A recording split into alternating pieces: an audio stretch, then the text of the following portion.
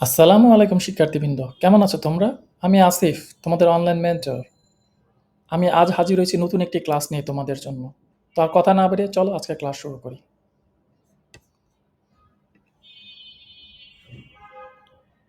আমি আমার লেকচার শিটে চলে যাচ্ছি। পরিফেরা, পরিফেরাটা কি? পরিফেরারা থাকে কোথায়? স্বভাব এবং তার বাসস্থানটা আমরা একটু জেনে নিই। পরিফেরাটা এসেছে পোরাস শব্দের অর্থ ছিদ্র ও ফেরে শব্দের অর্থ বহন করা। অর্থাৎ দুইটাই পরিফেরাটা এসেছে পোরাস এবং ফেরে, এই দুইটা শব্দের মাঝ থেকে এসেছে। এই শব্দ দুটি থেকেই পরিফেরা শব্দটি এসেছে।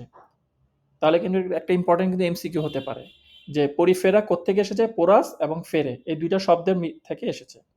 পরিফেরা পর্বে প্রাণীরা সাধারণত স্পঞ্জ নামে পরিচিত, স্পঞ্জের মতো হয়ে থাকে। পৃথিবীর সর্বত্রই এদের পাওয়া যায়। এদের অধিকাংশ প্রজাতি সামুদ্রিক, অর্থাৎ সমুদ্রে এদের অবস্থান থাকে। তবে কিছু কিছু প্রাণী স্বাদু পানিতেও বাস করে। এরা সাধারণত দলবদ্ধ হয়ে বাস করে। তো এদের বৈশিষ্ট্যটা কি? সরলতম বহুকোষী প্রাণী। বহুকোষী হলেও এরা টিস্যু গঠন করে না। দেহ প্রাচীর অসংখ্য ছিদ্রযুক্ত। এই ছিদ্রপথে পানির সাথে অক্সিজেন ও খাদ্যবস্তু প্রবেশ করে। কোনো পৃথক সুগঠিত কলা, অঙ্গ, তন্ত্র থাকে না। তাহলে এটা হচ্ছে কি আমার পরিফেরার বৈশিষ্ট্য। উদাহরণ কি? স্পঞ্জিলা স্কাইফা, এটা হচ্ছে স্পঞ্জিলার বৈশিষ্ট্য। তার মানে কি বুঝলাম? এদের দেহ প্রাচীর অসংখ্য ছিদ্রযুক্ত এবং এই ছিদ্র দিয়েই অক্সিজেন এবং খাদ্যবস্তু প্রবেশ করে এবং সরলতম বহুকোষী প্রাণী কিন্তু। ঠিক আছে? তো নেক্সট স্লাইডে যাই।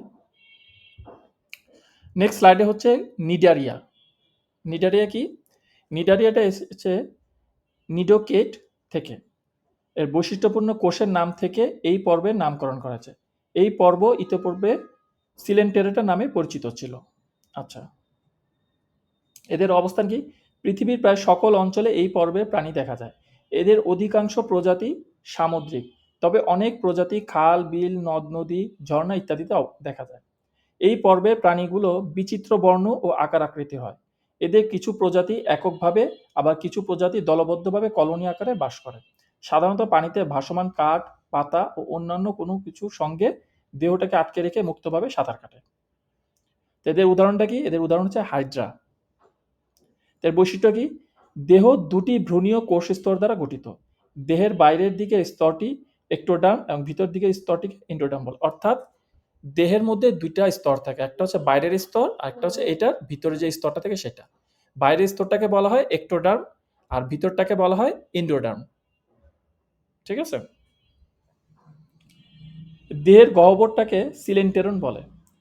এটা একাধারে পরিপাক ও সংবহনে অংশ নেয়। একটোডার্মে নিডোসাইট নামক বিশেষ বৈশিষ্ট্যপূর্ণ কোষ থাকে। নিডোসাইট। এই কোষগুলো শিকার ধরা, আত্মরক্ষা, চলন ইত্যাদি কাজে অংশ নেয়। আচ্ছা, এরপরে পর্বটা হচ্ছে প্লাটিহেলমিনথেস। প্লাটিহেলমিনথেস কি কি? এটা হচ্ছে গা ফ্যাসিকোলা, টেনিয়া। এগুলি হচ্ছে প্লাটিহেলমিনথেসের এক্সাম্পল। আচ্ছা, প্লাটিহেলমিনথেস কোথা থেকে এসেছে?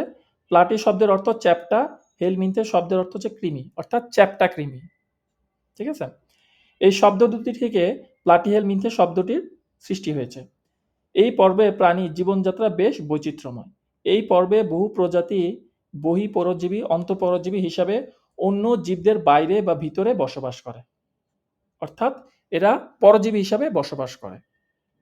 সেটা বাইরে হতে পারে অথবা দেহের ভিতরেও হতে পারে।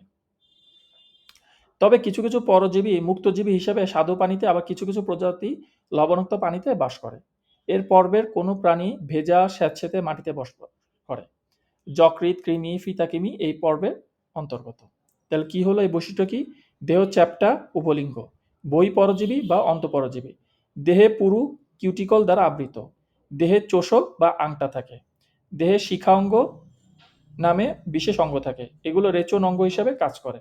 পৌষ্টিকতন্ত্র সম্পূর্ণ, অসম্পূর্ণ, অনুপস্থিত, অর্থাৎ এদের পৌষ্টিকতন্ত্র থাকে না। এটা কিন্তু খুবই একটা ইম্পর্টেন্ট টপিকস যে প্লাটিহেলমিনথেসের পৌষ্টিকতন্ত্র সম্পূর্ণ অনুপস্থিত। এরপরে হচ্ছে নেমাটোডা। অনেকে একে নেমা থেলমিনথেসও বলে তাকে।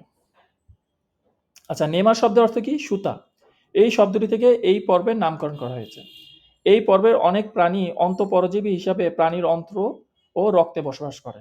এইসব পরজীবী বিভিন্ন প্রাণী ও মানবদেহে বাস করে নানা রকম ক্ষতি সাধন করে। তবে অনেক প্রাণী মুক্তজীবী যারা পানি ও মাটিতে বাস করে।